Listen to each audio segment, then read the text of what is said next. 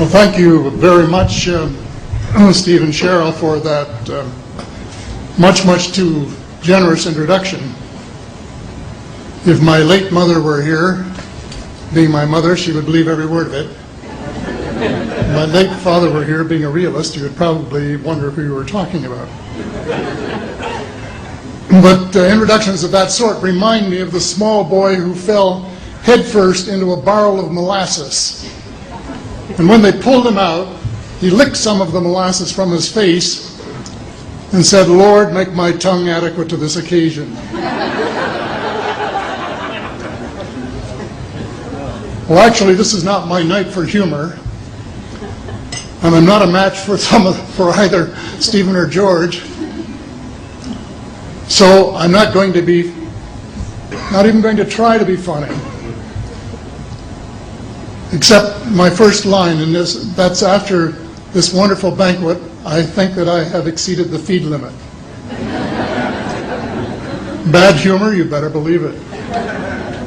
I wish that I were in a mood for good humor, but I'm not. We are hell-bent in the direction of destroying our planet, and frankly, we appear to be doing very little about it. Decades ago, visitors from other planets warned us about where we were headed and offered to help. But instead, we, or at least some of us, interpreted their visits as a threat and decided to shoot first and ask questions after.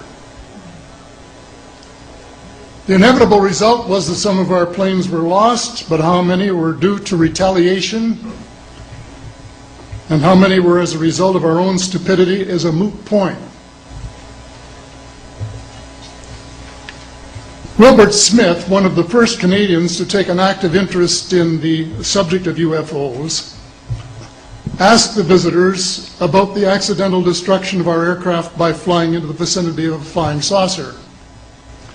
The response, and this is Wilbur's words, "We were informed that although a few of our aircraft had come to an unfortunate end by what they considered the colossal stupidity of our pilots, they were now taking corrective measures to avoid our aircraft.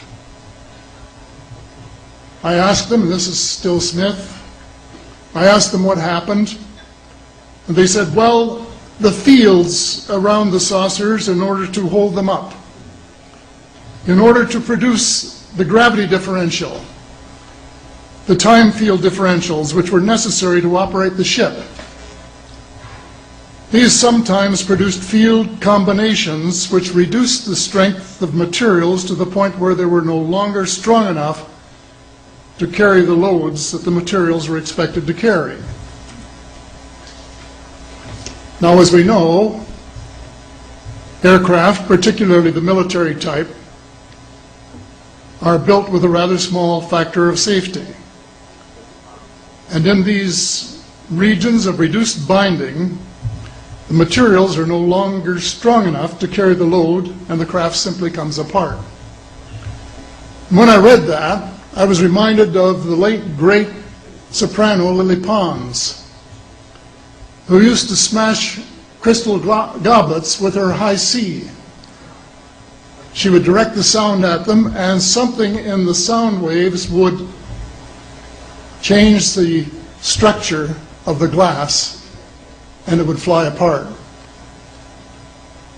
Well, this didn't satisfy our military chiefs, who must have thought that it was more important to secure American nuclear superiority, even though using it would result in the annihilation of us all, than to take the hint and start moving the planet back from the brink of global disaster. They, the military, must have been and still are so paranoid that they feel it necessary to use the visitors' technology to fight them off,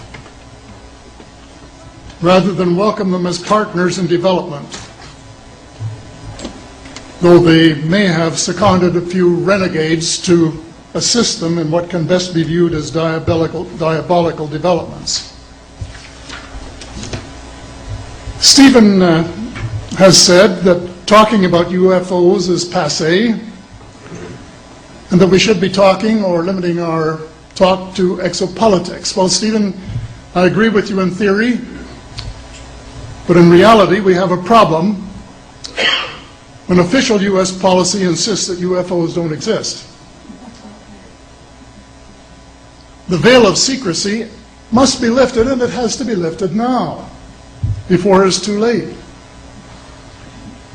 It is ironic that the U.S. would begin a devastating war, allegedly in search of weapons of mass destruction, when the most worrisome developments in this field are occurring in your own backyard.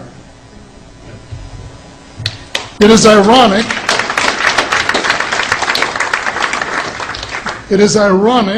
that the U.S. should be fighting monstrously expensive wars in Iraq and Afghanistan, allegedly to bring democracy to those two countries, when it itself can no longer legitimately claim to be called a democracy, when trillions, and I mean thousands of billions of dollars, have been spent on projects about which both the Congress and the Commander-in-Chief have been kept deliberately in the dark.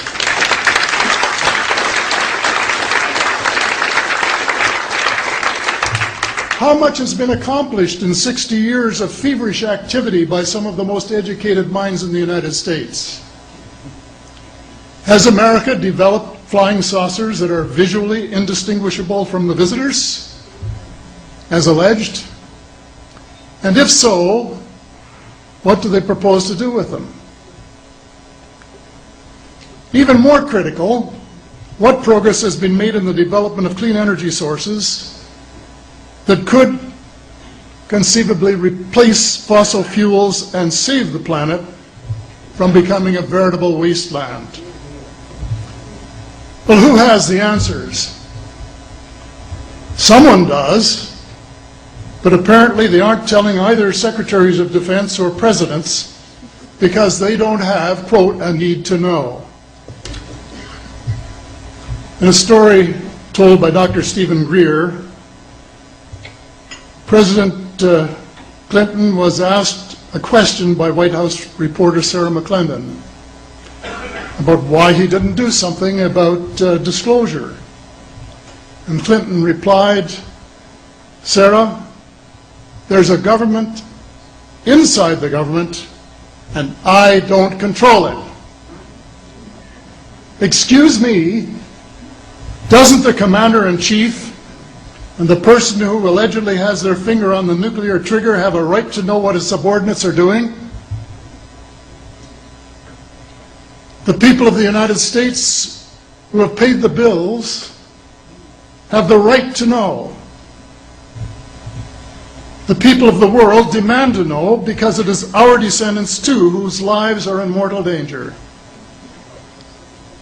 It is time for the people of the United States to launch a new war against the evil of lies, deceit, and darkness, and go all out to win the victory of truth and transparency and light.